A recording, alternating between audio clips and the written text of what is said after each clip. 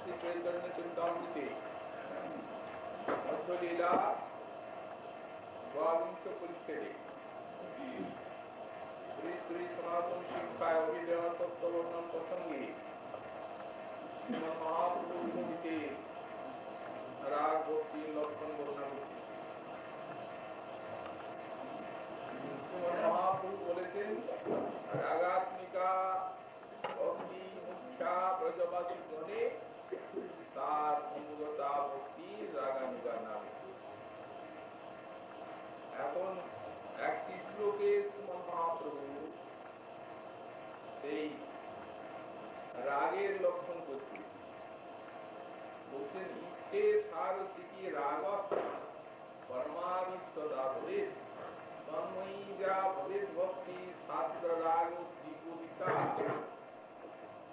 ইষ্টে অর্থাৎ অভিষ্ট বস্তুতে যে সারসিকি বা স্বাভাবিকী পরমাবিষ্টতা, এটি হচ্ছে রাগ। সেই রাগময়ী ভক্তি, তারই নাম রাগাত্মিকা।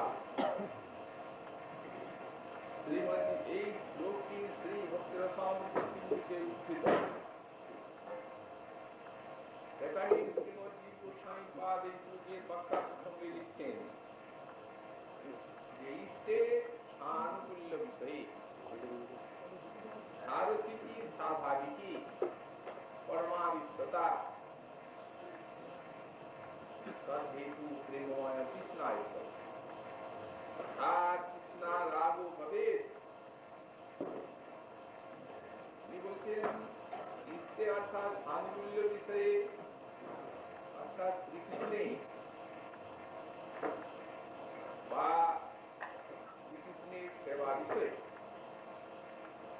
যে একটা সারসিকি মানে স্বাভাবিকী স্বাভাবিক পরমাবিষ্টতা। পরমাবিষ্টতার হেতু কি? বলে প্রেমময় তৃষ্ণা। সেই প্রেমময় তৃষ্ণা, তার কার্য হচ্ছে পরমাবিষ্টতা, এবং সেই প্রেমময় তৃষ্ণাকে বলা হয় রাগ। এই রাগময়ী অর্থাৎ রাগৈক প্রচুরা ভক্তি যেখানে, তাকেই বলা হবে রাগাত্মিকা। রাগাত্মিকা বুঝতে গেলে বা রাগ বুঝতে গেলে এই প্রেমময় তৃষ্ণাকে বুঝতে হবে। প্রেমময় তৃষ্ণা এখানে কাকে বলা হয়? প্রেমময় তৃষ্ণাটি হচ্ছে রাগের লক্ষণ হচ্ছে আগ্রহতা। অবশ্য প্রেমময় তৃষ্ণা কথাটি এই শ্লোকে মূলে নাই, কিন্তু এই রাগটি প্রেমময়, যার জন্য পরমাত্মাকে জাগে।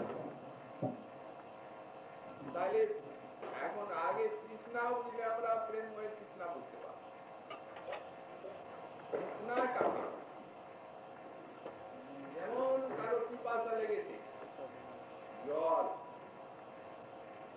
জল চায়, এই পিপাসা বাড়তে বাড়তে বাড়তে বাড়তে যদি এমন একটা অবস্থায় পৌঁছায় যে সময়ে তার সব ভুল হয়ে গেছে, একমাত্র জলেই আবেশ, ওই পিপাসা বাড়তে বাড়তে জলে এমন একটা আবেশ প্রস্তুত করেছে, এখন জল না হলে আর প্রাণ থাকে না।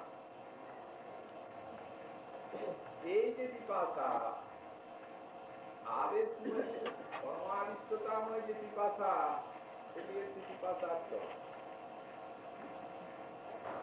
তেমনি ভক্তের ভগবানের পিপাসা, ভগবানকে পাওয়ার এবং তার হেতু হচ্ছে সানুকূল্য অর্থাৎ ভগবানের সেবা। ভগবানের সেবার অভাবে এবং অতএব শ্রী ভগবানের জন্য তার তৃষ্ণা,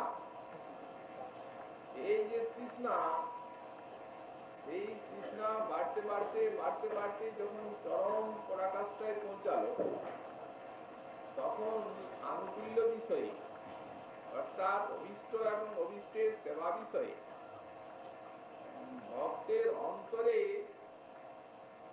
এমন একটা আর পিপাসার উদ্রেক করালো, তখন ওই পিপাসাকে বলা হবে প্রেমময় তৃষ্ণা। এইটিকেই বলা হচ্ছে রাগ। এখন সেই রাগকে যদি বুঝতে হয়, তাহলে তার কার্য হচ্ছে কি? পরমাবিষ্টতা। অবিষ্টে ওই তৃষ্ণাটি পরম আবেশ জাগিয়ে দেবে। এমন আবেশ, যেমন জল পিপাসা যখন পরাকাষ্ঠায় পৌঁছায়, জল বিনা প্রাণ যায়, তখন যেন জল ছাড়া অন্য কোন বস্তু স্মৃতি নাই, এত একটা আবেশ। তেমনি যখন অবিষ্ট বস্তু ব্যতীত অন্য কোন স্মৃতি থাকবে না, নিজকেও ভুলে যাবে, সমস্ত জগৎটা বিস্তৃত হয়ে যায়, এমন একটা যে অখণ্ড আবেশ, আবিষ্টতা, সেটি প্রেমময় তৃষ্ণার কার্য। কারণ প্রেমময় শব্দ আছে। প্রেম কাকে বলা যায়? আমাদের শ্রী বলদেব তার দর্শন শাস্ত্রে লিখছেন, প্রেম বোঝাতে অনেক শাস্ত্র করা হয়েছে,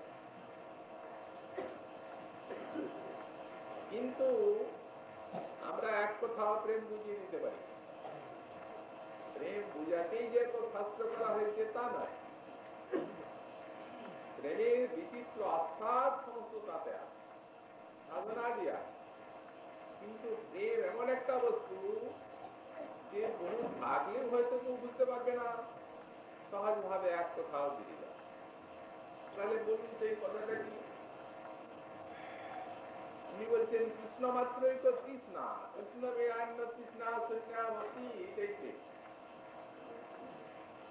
শ্রীকৃষ্ণের যে একটা অখণ্ড পিপাসা, আবার সেই সঙ্গে কৃষ্ণ বিনা অন্য তৃষ্ণা নাই, তবে তাকে প্রেম বলা। কৃষ্ণ তৃষ্ণার কার্যই হচ্ছে, কৃষ্ণে তার যদি আসল পিপাসা হয়, তাহলে কৃষ্ণে তার বিষয়ে অন্যান্য একবারে তৃষ্ণাকে রহিত করে দেবে। সুতরাং সেই তৃষ্ণা যখন পরাকাষ্ঠা প্রাপ্ত এমন একটা আদেশ হয়েছে, কৃষ্ণ এবং সেবা ব্যতীত প্রাণ যায়, তখন তাকে বলা হবে রাগ। এবং সেইটি রাগাত্মিকা প্রচুর তন্ময়ীমা প্রাচুর্য আছে। সেইটি প্রজাপতি যুক্ত সিদ্ধ পার্শ্বদগণের দৃষ্টান্ত দেখুন, কি বিরহে কি মিলনে।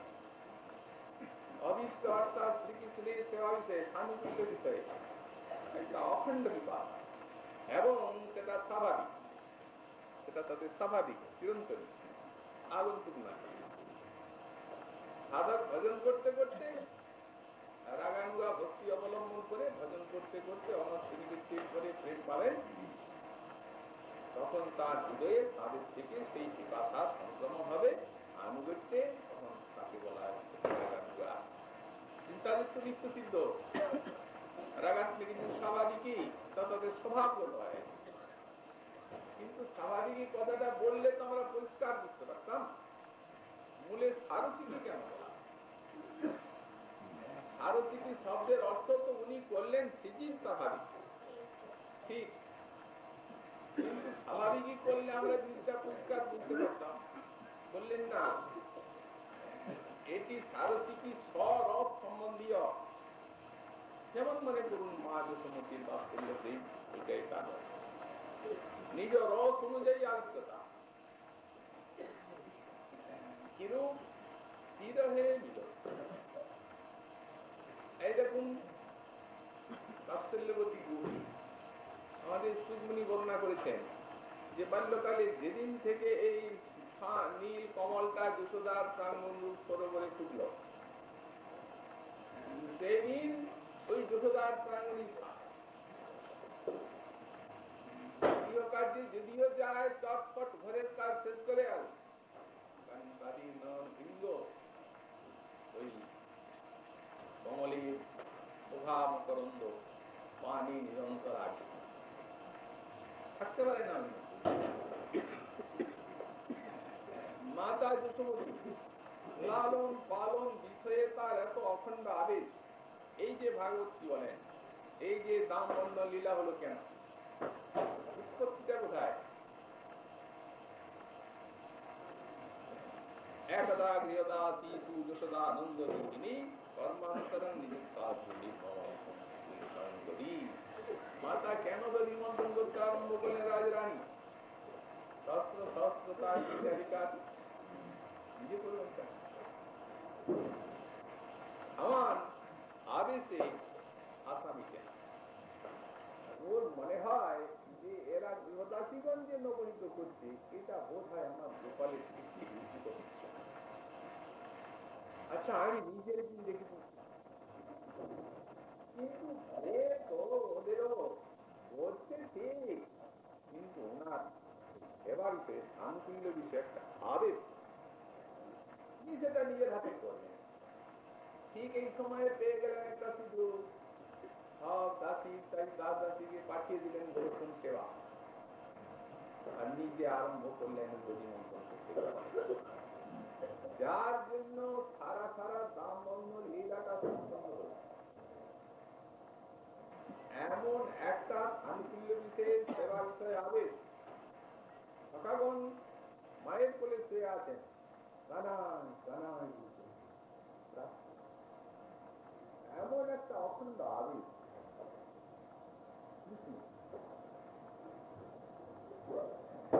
কারণ চরম এই প্রেমময় কৃষ্ণাটাকে পরাকাষ্ঠায় নিয়ে যাওয়ার জন্য আনন্দিনী শক্তিগণকে যোগমায়া সাক্ষাৎ এই হালটা দিলেন, কৃষ্ণাটাকে ওড়াবার জন্য দূরে সরিয়ে দিলেন। কবু মিলে কবু না মিলে বেদের ঘটন এই সব রসনির্যাত করিব আস্থা, চরম রসনির্যাত দূরে হয়ে গেল বস্তু। অতএব কি বিরহে কি মিলনে বিরাট বিপাক, প্রেমময় তৃষ্ণা প্রতিগুলিত হয়ে গেল। আবিষ্টা কত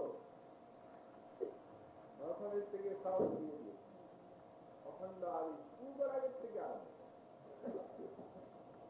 সেই আবিষের তুলনা নাই, কোনো সব সময়ের জন্য কি বিরহে কি মিলনে একটা অখণ্ড আবিষ বিরহাবিষ হয়ে গেল। মিলনে হারায় হারায়, আর যখন বিরহে তখন তৈরি কখন পাওয়া যায়, এই প্রকার একটা অখণ্ড আবেশ নিরন্তর। এবং সেই আবেশের ফলে এমন তন্ময়ী তারা রাতে যখন চলে গেলেন বৃক্ষলতা বিকান কৃষ্ণবার্তা জিজ্ঞাসা করতে, শেষকালে তন্ময়ী হয়ে গেলেন। কেউ নিজেই কৃষ্ণ বলে মনে করছেন নিজেকে, আবার তন্ময়ী হয়ে লীলা সাক্ষাৎ এমন ভাবে এসে গেল যে কেউ চেতনার মতো কেউ কথা বলছে, সেই রকম অভিনয় করছে। প্রত্যেকটি লীলা তন্ময়ী গোপিকাগণের মধ্যে একবারে পরিষ্কার হয়ে পরিষ্কৃত হয়ে এত আবেশ। তারপরে ওই শুনতে শুনতে শ্রীকৃষ্ণকে লাভ করলেন, মিলেও মিলনী যখন রাত শুরু হলো তখনই অমনি আবিষ্কতা কৃষ্ণের উপর, আর বিরহে তো আবার যখন এখানে ব্রজে এই আবেশটিকে পরাকাষ্ঠায় নিয়ে সারা বিশ্বকে শিক্ষা দেওয়ার জন্য তার মুখের আগমন দিল, যাতে রাগাত্মিকা পক্ষী এই প্রবল আবিষ্টতা এটি জগতের মানুষ এসে দেখতে পায়। এই জন্য মথুরায় চলে গেলেন। মথুরায় যান নাই, তিনি বলে দিয়েছেন বৃন্দাবন চৈতন্য পাদ মতন ব্যবস্থান, বৃন্দাবন ছেড়ে এক পাও তিনি অন্যত্র যাননি, এখানেই রয়ে গেছেন। কেবলমাত্র আবিষ্টতাটা একবারে চরমে তোলার জন্য এই তার ভঙ্গি। যখন তার প্রমাণ শ্রী উদ্ধব মহাশয়ের আগমন, যখন উদ্ধবকে পাঠাচ্ছেন তখন উনি বলছেন গোচ্ছোদ্ধব ব্রজম সৈন্য পিতৃর্ণ পিতৃমাবহ গোপীনাম বিয়োগাধীন মত সন্দেহ সখাগণের কথা বলেন নাই। কেন বলেন? সবাই তো বিরহে কাতর, বললেন না সবাই নয়। প্রেমকে মোটামুটি ব্রজের দুভাগে ভাগ করা যায়, একটা হলো সন্ধ্যাময় আর একটা হলো ওই বিপ্লম্ব বিশ্বাসময়।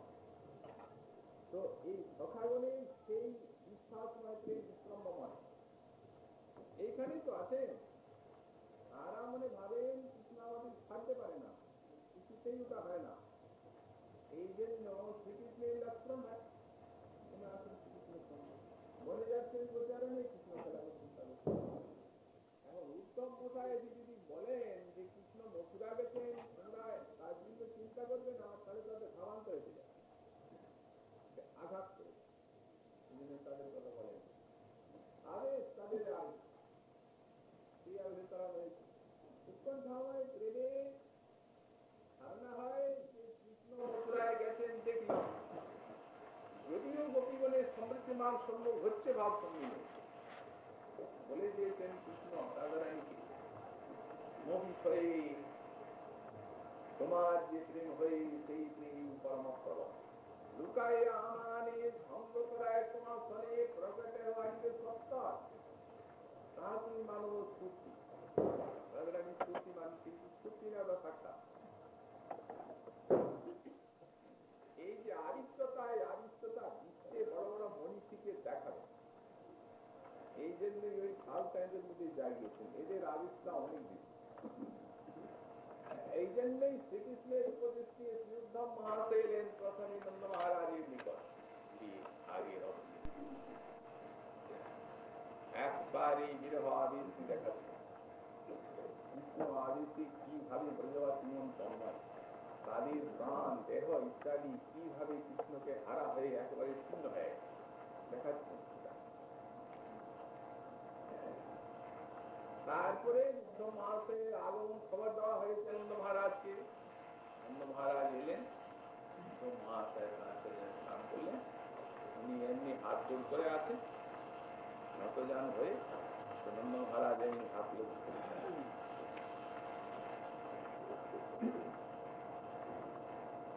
প্রেম যদি সংস্কার নেই, সংস্কার চাল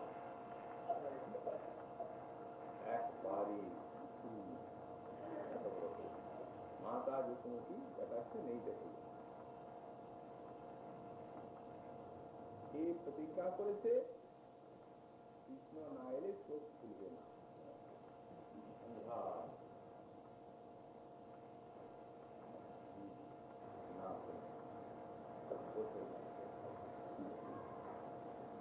এখন রান্না বান্না নেই, আনন্দময় নন্দভবন কোনো একজন গোপ সামান্য একটু পায়েস তৈরি করে অতিথি উদ্ভব মহারাজ তাকে নিয়ে কৃষ্ণের কথা বলছে।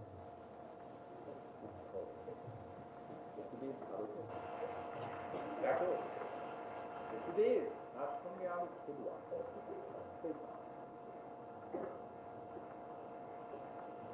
আর যত যাদবেরা তারা সব এই সংসারী কোথায় কোথায় তারা সব চলে গিয়েছিল।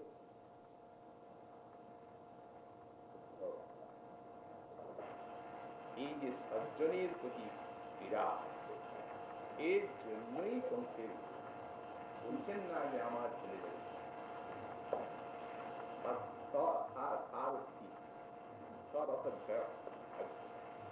ওটা বলছেন না যে আমার ছেলে হবে। এই জন্যই সাধুগণের প্রতি অত্যাচার, যাদব সাধু তাদের প্রতি অত্যাচার করে দণ্ড ভোগ করছি, এই জন্যই মারা গেছে, এই যে পাপে মারা। আর বসুদেব দেবকী প্রাণের মতো, যদি এই জন্য তাদের পিঠের নিমিত্ত আমি আমার সন্তানকে এখন ওইখানে তাকিয়ে আমি আর শীত সর্বস্ব হয়ে প্রাণটি ওইখানে দিয়ে আর ফিরে শুনলাম আমার কৃষ্ণ বলার ফলবি নাকি বিদ্যা অর্জন করতে অবন্তিপুরে চলে গেছে এবং ব্রহ্মচর্য অবলম্বন করেছে সেখানে কি আসছে তথা বিঘ্ন হয়ে যাচ্ছে।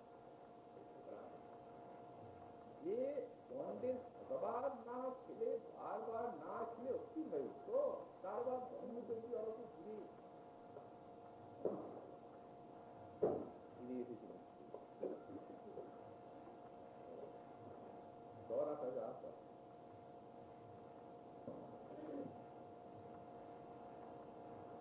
আমার সেই জলজলধর শ্যাম চিরকাল আমার হৃদয়ের দিকে জন্মেছিল। তার মা 8 মাস মাসে জন্মেছে বলে তার আয়ুতে সন্ধিহান। এই যে সন্তানগত প্রাণ মাতা পিতা এদিক কিছু মনে করে, এই যে তার সব কৃষ্ণ ব্যতীত দুনিয়ার অন্ধকার, তাদের এক মুহূর্ত কৃষ্ণ ছাড়া থাকতে পারে না, পারত না তারা। যখন সেদিন করে তখন কি তার কিছু মনে করে? দেখো প্রত্যেকটি ব্রজবাসী তার স্বামী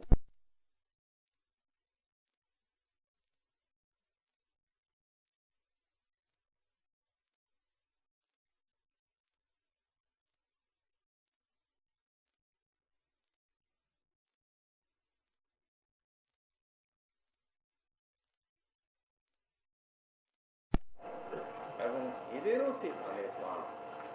তাদের কথা কি তার মনে আছে? বৃন্দাবন কত প্রিয়তা, না দেখলে থাকতে পারত না। সেই ব্রজের কথা, বৃন্দাবনের কথা কি মনে হয়? গাভীগুলিকে জড়িয়ে পড়ছে, জলকন্দন করছে, ঘাস দিত মুখের কাছে, সেই গাভীর কথা কি তার মনে আছে? আবেশটা দেখে একবারে সঙ্গীতের লোকে হতবাক। বলছি কি, কেন বলছেন না কথা? কেন বলছি জানো তো? আমার গোপালকে আমি তুমি চিনি থাকি, একেবারে সে নিশ্চিন্ত আমার ভাই, সেই ছেলে আমার। ওখানে গিয়ে আর এখন কংসবধ হয়ে গেছে, যেভাবেই হোক অস্থি প্রাপ্তি মুখের দুই স্ত্রী তারা পিতা জরাসন্ধের কাছে যে আমার গোপালের বিরুদ্ধে লাগানি করেছে, এখন আমি এই জন্যই তাকে সেখানে দেখেছি, শুনেছি নারায়ণ সত্যিকা এখানে অনুভব করেছি মুহূর্ত না থাকলে আমি করে করবে যাদবেরা। এখন সারা দুনিয়ার চিন্তা আমার গোপালের।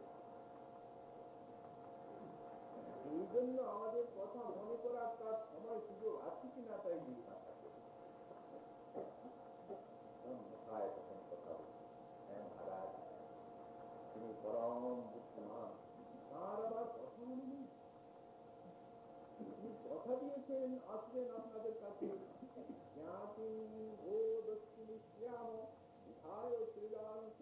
মনে আছে?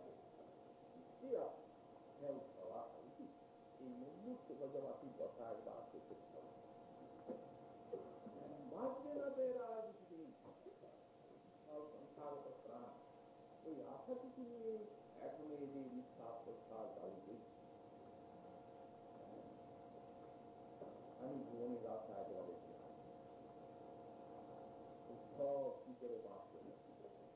ছেলে তো অনেকের হয়, কিন্তু এমন গুণের ছেলে তার তখন যেন নিজের সান্ত্বনা পাওয়ার জন্য বিপদ গুলা যে যে বিপদই কৃষ্ণ রক্ষা করেছে সব এইরকম বিপদাপন্ন এই কালিয়ের মহাত্মা করে রেখেছে।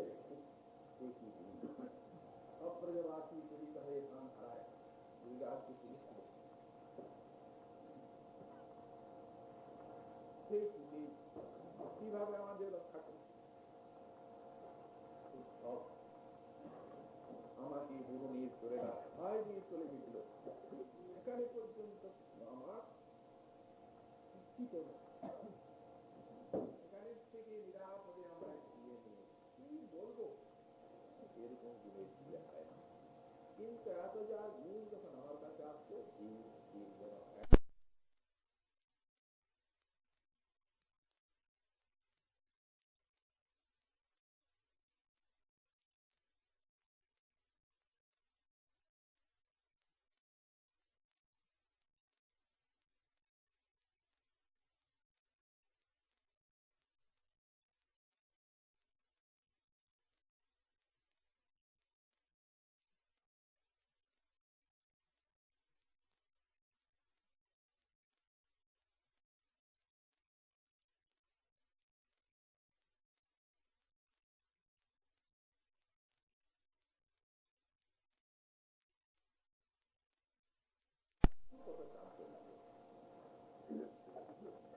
তার সেই মুখখানা স্মরণীয় বুঝতে হলে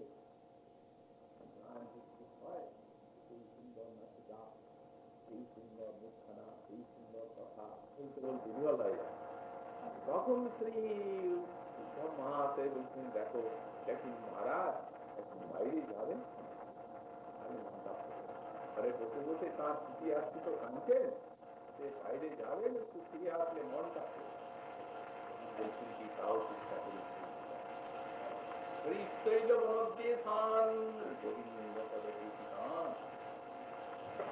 এমন জায়গা নাই বৃন্দাবনে যেখানে তার স্মৃতি সব তার পদে চিহ্ন অঙ্কিত আছে।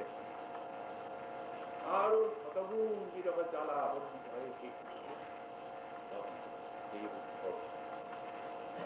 উপায় নাইলে এই সংখ্যাগত প্রাণ ব্রজবাসীদের প্রাণ রক্ষার কোনো উপায় নেই।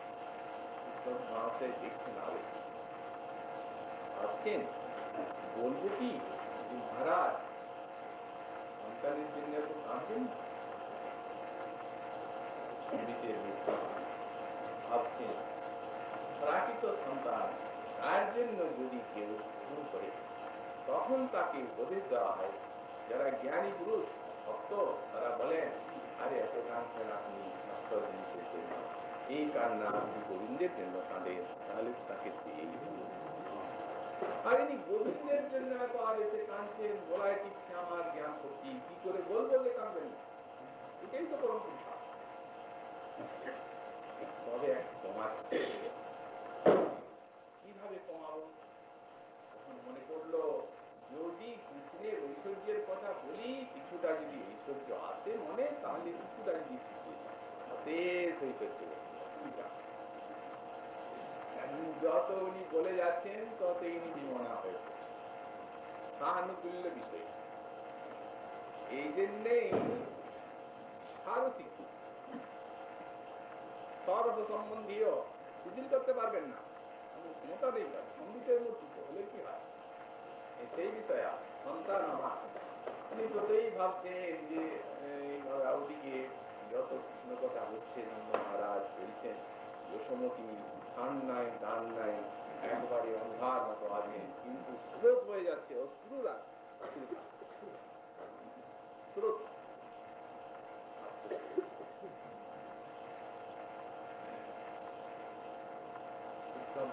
সারা রাত করলেন কিছু নন্দ মহারাজ যশোমতী ভাবছেন আমার ছেলে উদ্ধব কালকার ছেলে আর কি জানে, ওই গর্ব বলেছে নারায়ণ সমগ্র সেইগুলো আমি করতে আমরা কি তা জানি না, কিন্তু নারায়ণের শক্তির বিকাশ কিন্তু তো আমার ছেলে।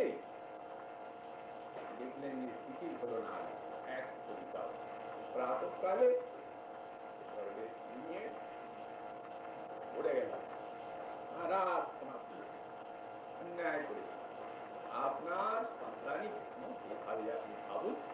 আপনাদিকে সান্ত্বনা দেওয়ার জন্য কৃষ্ণ আমার থাকেন নাই, আপনাদের এই প্রচন্ড আবেগময়ী প্রেম দর্শন করে ধন্য হওয়ার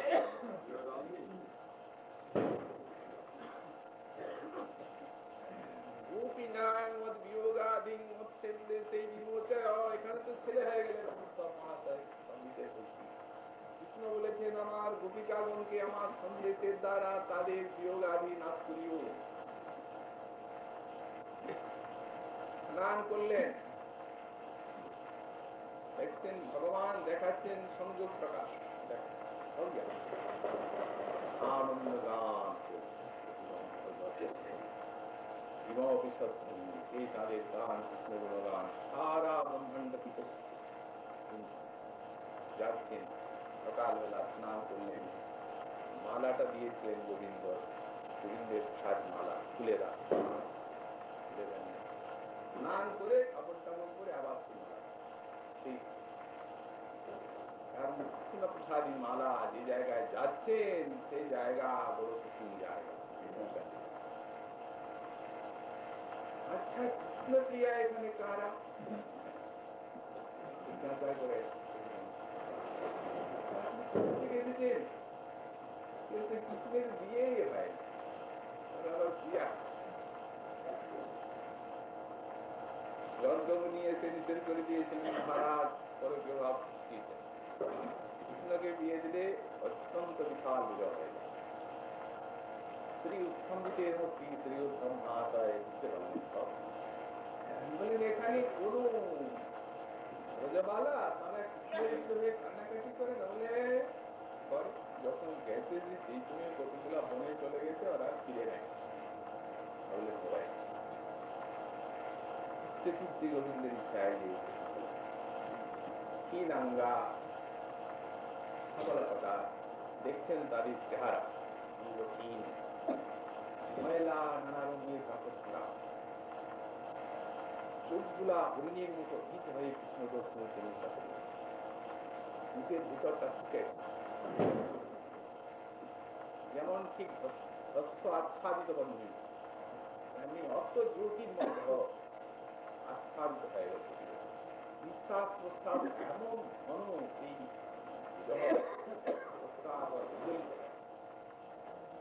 শ্রী উত্তম মহাশয় এমন আগে দৃষ্টি করে কিন্তু কল্পনাও করতে পারে না। ওরাও যে দর্শন করে তারাও বুঝতে পারলেন যে নিশ্চয়ই আমাদের শুনেছেন। তাদের যেমন কমলটাকে দেখে ভ্রমরগুলি চারদিকে ফিরে বসে, তেমনি ওনাকে ফিরে বসলেন। তাদেরকে দেখে আসনটা পারলেন না। তবে যে ভাগবতে আছে ভবিষ্যমাসনে তারা স্বামিত্ব অধিকরণে সপ্তমী ভক্তি হবে। সামনে আসনটা সামনে রেখে বসলেন, আসনটাকে ভক্তি করে প্রণাম। মুনির দেওয়া আসনে বসতে পারবেন? সাক্ষাৎ আবিষ্কারী মূর্তি সারথিকি সরস্বম্য দেওয়া, যেমন জানেন ওইখানে মহাশয়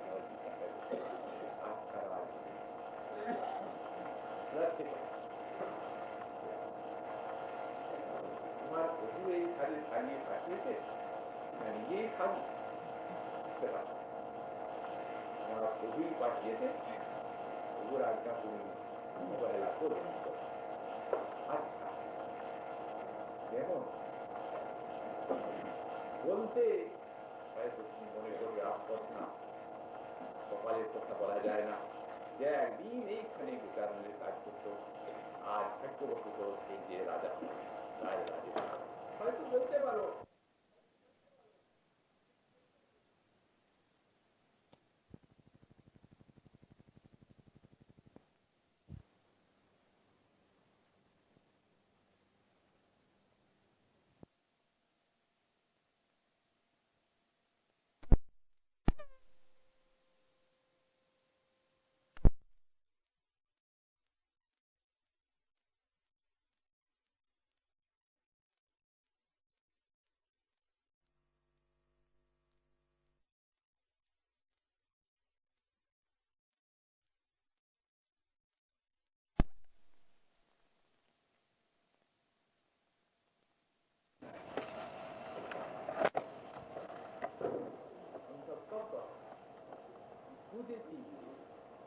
আমাদের জন্য কিছু না থাক, কিন্তু মাতা পিতার জন্য দেখো যে ঘরটা তৈরি করা যায়,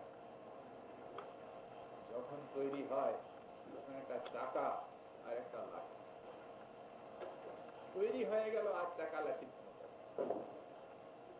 কিন্তু মাটিটাকে ছাড়তে পারে না ঘরটা। তেমনি মা বাবার দ্বারা দেহটা তৈরি হয়েছে, মা বাবাকে ছাড়তে পারবে না। কিন্তু মা বাবার কোটি কোটি প্রাণ দিয়ে ছেলে আজ রাজা হয়ে সেই ছেলে মা বাবাকে অনাদর করতে একটা চাকরকে পাঠিয়ে দিয়েছে, সান্ত্বনা এসে নিজে না এসে। এই সম্বন্ধী এই জন্য স্বাভাবিকতা দেন নাই, ও গুরু হয় কি ভক্তিতেই গুরু, রাগ ভক্তিতেই গুরু। রহস্যময় বুঝবার সহজে উপায় নেই, বিনা দৃষ্টান্তে কেউ বুঝতেই নাই, তখন কারো ক্ষমতা নেই।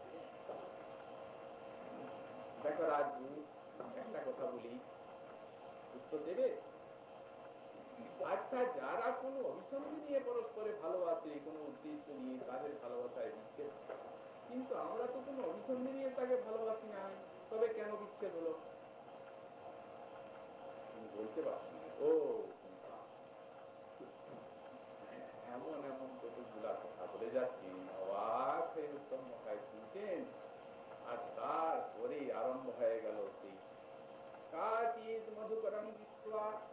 সায়ন্তী প্রিয় সঙ্গম।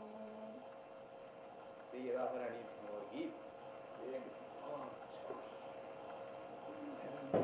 দিনের জন্য আসা ওই সব দেখে ইনি 10 মাস থেকে গেলেন। এই আদেশটা দেখে এইরকম প্রেম যেখানে সেই ভূমি ছেড়ে আর আয় যাবার প্রাককালে গোবিন্দ দিয়ে প্রতিজ্ঞা আছেন যেতে হবে, আর ভাবলেন এটা আমার জায়গা জায়গা না, কিন্তু এই আবেগময়ী ভক্তি দেখে প্রার্থনা করলেন যে এদের চরণের একটা রেণু পাওয়ার জন্য এইরকম আবেগময়ী এই সারস্বতী আবিষ্টতা এলেন কি বিরহে কি মিলন।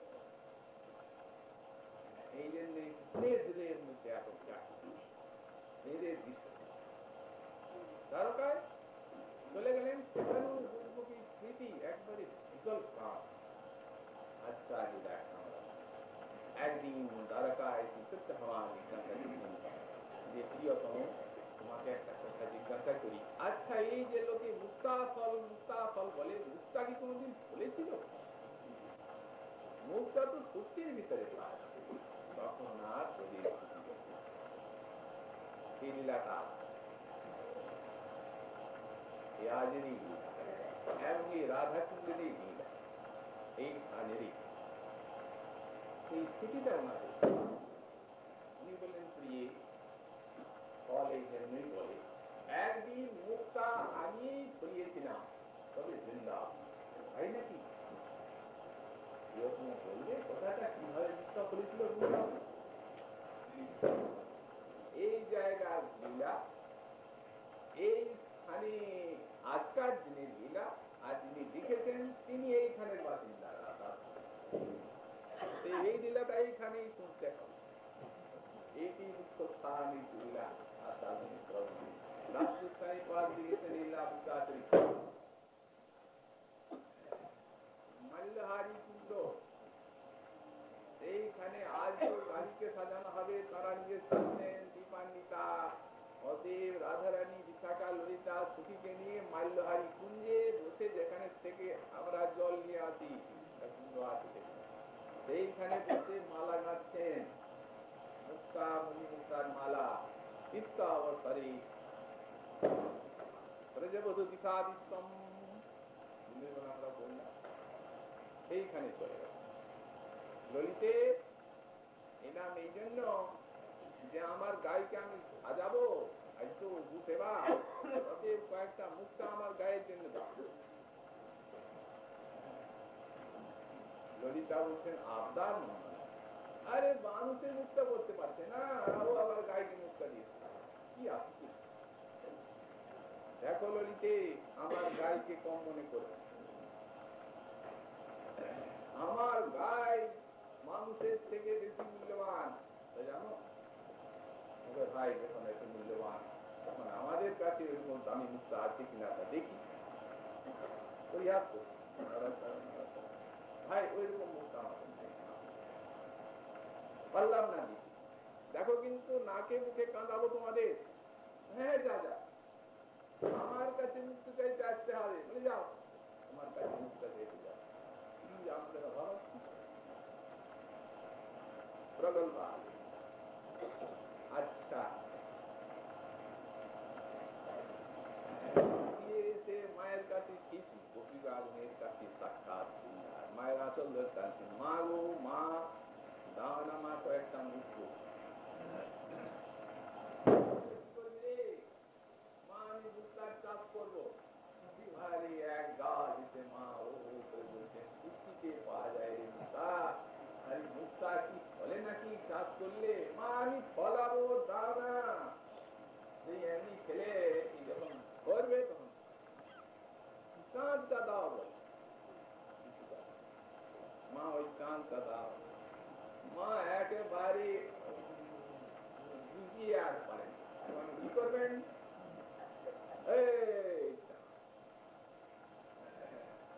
কিন্তু মার কতটা উঠাবেন? এই এতটুকু উঠালেন, যতটা হাত। কিন্তু ওই ধ্যান ধরবো, বৃণাবর্তে এসে গেলে একবার ঘুরবে অত্যাহুতি।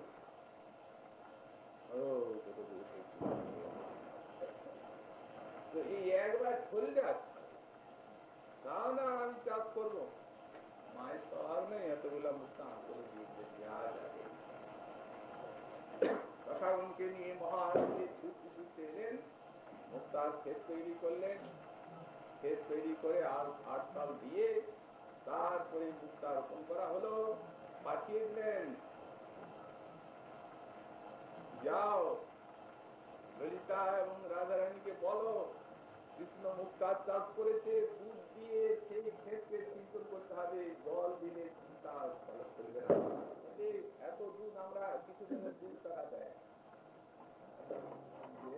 সেই ললিতা এবং রাধারানীর কাছে এই খবর কোন গোপালক নিয়ে গেল, এমনি ওরা বললেন যে গাড়িটাকে মুক্ত করিয়ে সাজাবেন সেই গাড়িটার দুধটা দেন না, পাচ্ছেন না ওই গাড়িটার দুধ দিতে, আমাদের মাটিতে ফেলে দেওয়ার জন্য দুধটা সস্তা হয়ে গেছে। দেখো একটু সাবধান, আমি কিন্তু না দিয়ে না যাও, যা করার এদিকে মুক্তা ফলে অঙ্কুরিত হয়ে গেল, মুক্তার গাছ, গাছ অঙ্কুরিত হয়ে গেল, আনন্দে মায়ের আঁচল ধরেছেন, ধীর করে টানছেন, চলো মা আমার মুক্তা খেতে। এরকম হয়ে গেছে, মুক্তা বেরিয়ে গেছে, মা এলেন দেখছেন, কি আর কি সব কি বাবা এইসব না কি আমি যা বাবা যা করার সেইখানে ধীরে ধীরে ধীরে ধীরে লতাগুলা বাড়লো, দেখতে দেখতে লাফাচ্ছে লতা, আর দেওয়া যেত উত্তম, তারপরে গাছের দিয়ে দেওয়া হলো গাছ, লতা বাড়লো, ফুল ফুটলো, কি গন্ধ, সারা বৃন্দাবন এর গন্ধ এমন কোনদিন গন্ধ পাওয়া যায় নাই। ও কৃষ্ণ মুক্তার চাষ করে করু তাই কি করবে নাকি মুক্তা দেখাই যাক। কিছুদিন পরে আস্তে আস্তে ফল হলো, এমন মানে মহামূল্যবান মূল্যবান মুক্তা ফললো যে আর কারো কাছেই সেই মুক্তা নেই। উনি তখন গরুর গলায় মুক্তা, ছাগলের গলায় মুক্তা, মহিষের গলায় মুক্তা, আর ওদের কাছে সহ্য করা যায় না, আমরাও মুক্তা। রাধারানী বলেন, নারী গোপালিকা ও কত সমস্ত গুণ জানে, মন্ত্র জানে, সেই মুক্তার চাষ করে মুক্তা ফেলালো, আমরা কিছু তো জানি, বললে আমরা মন্ত্রটা শিখে নিব নন্দীমুখীর কাছে, তাতে কি আছে, সব জানি। নন্দীমুখীর কাছে গেলেন, নন্দীমুখী কৃষ্ণ মুক্তা ফলিয়েছে, আমরাও মুক্তার চাষ করবো, কি মন্ত্র বললে মুক্তা ফলে সেই মন্ত্রটা শিখে। নন্দীমুখী বললেন, নারী গোপালিকা হাসি বছরের সভা লোকেরা দেখো শোনো, এই বৃন্দাবন ধাম শ্রীমন, এই স্থানে কোনো মন্ত্র লাগে না, ওই স্থানের মনে হয়েছে আমরা মুক্তা দাও হয়ে যায়, হবে তো নিশ্চয়ই।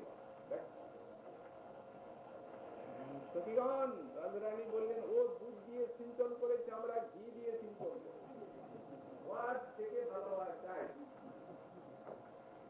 মুক্তা সব ঘরে যায়, সব খেতে দিয়ে দেওয়া হলো, আর ঘি, খালি ঘি। ওদিকে গোপন বলেন, মা ঘি যেহেতু হচ্ছে, বাজারে যাচ্ছে না, বিক্রি নাই, সব ভাণ্ড পাত্র খালি ঘি গুলো হচ্ছে, ওরে কৃষ্ণ মুক্তা ফলিয়েছে, অনেক দাম, আমাদের বউয়েরাও মুক্তার চাষ করেছে, ও দুধ দিয়ে সিঞ্চন করেছে, এরা ঘি দিয়ে করছে, খুব দামি দামি মুক্তা হবে, বাচ্চারা এখন কিছুটা অনুষ্ঠান করছে, পরে অনেক দিনে টাকায়। দেখো মা, কিন্তু যদি কিছুই না হয়, একটু শুনি না কোনো, তাহলে কিন্তু ওদের ঘরে ঢুকতে দেবে না, হবে কিছু হয়েছে। তারপর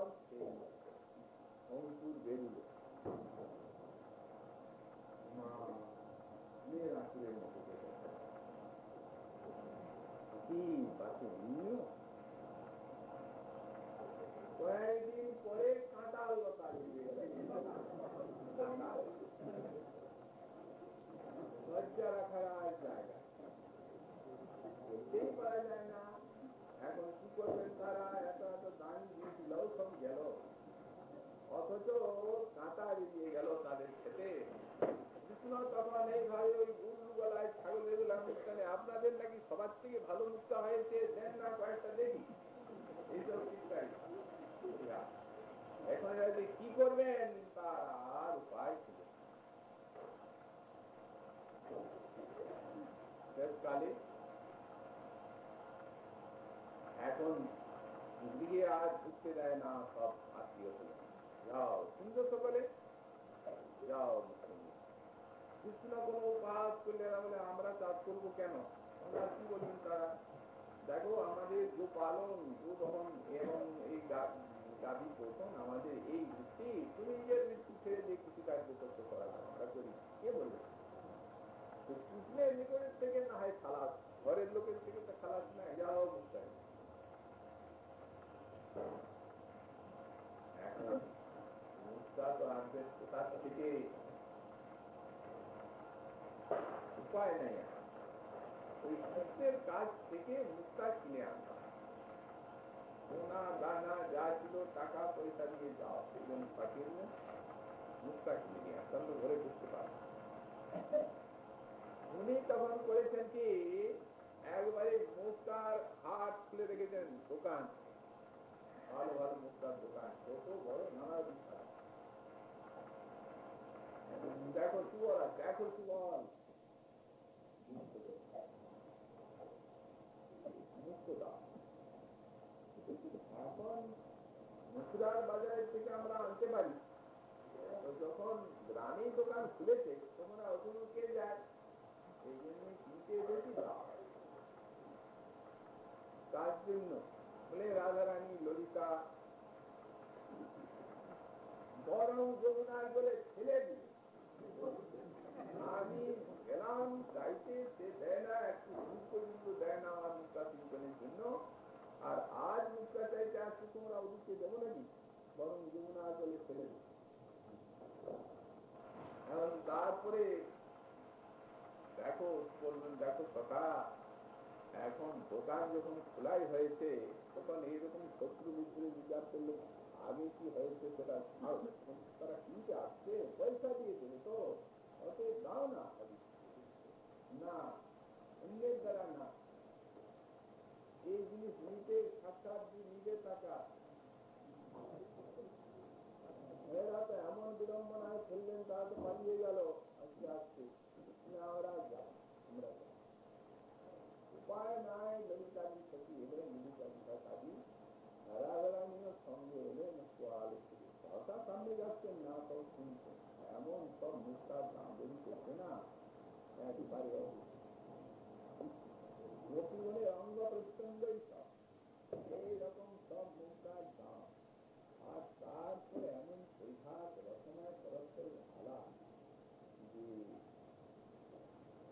এই বিরহ কথা আমরা বললাম, যেখানে বিরহ সেই বিরহে ভাগত হয়েছিল, যখন সেই মাসুর বিরোহীর গ্রন্থ শ্রী ললিত মাসের নাটক পড়তে দিলেন আমাদের বিন্দু স্থায়ী পাঠ কেন দিলেন?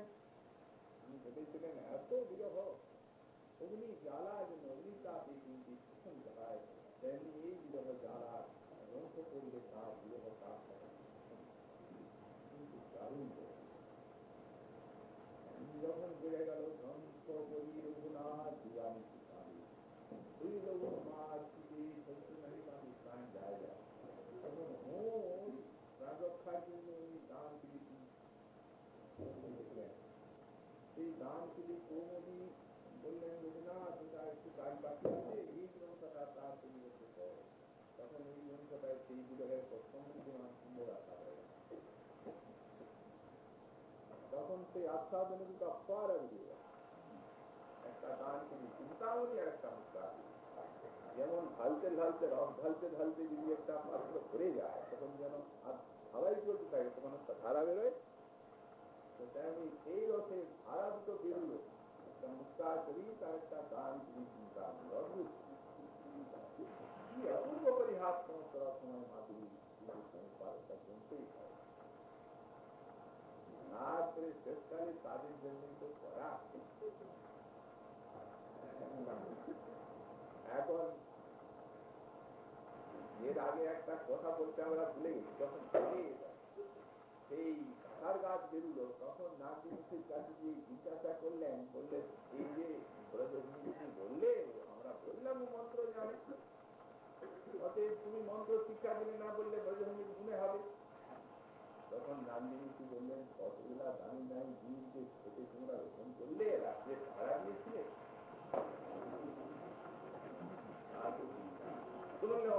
সেই সব কথাগুলোর সঙ্গে সেগুলিকে তুলে নিয়ে আর অরুণাচলে চলে কাঁটা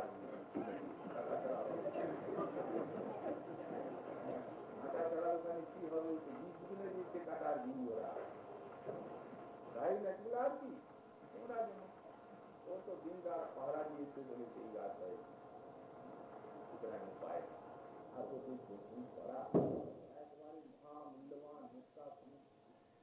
তখন সেই আলাপের সমাপ্তি রাধারানীর একটা আলাদা নাম লেখা, ললিতার আলাদা, বিশাখার আলাদা, সেই সমস্ত মুক্তা এই মুক্তা শরীর চলতে বলতে এদিকে তার ভাল এমন হচ্ছে ঈশ্বরের উপর বুঝতে লাগে,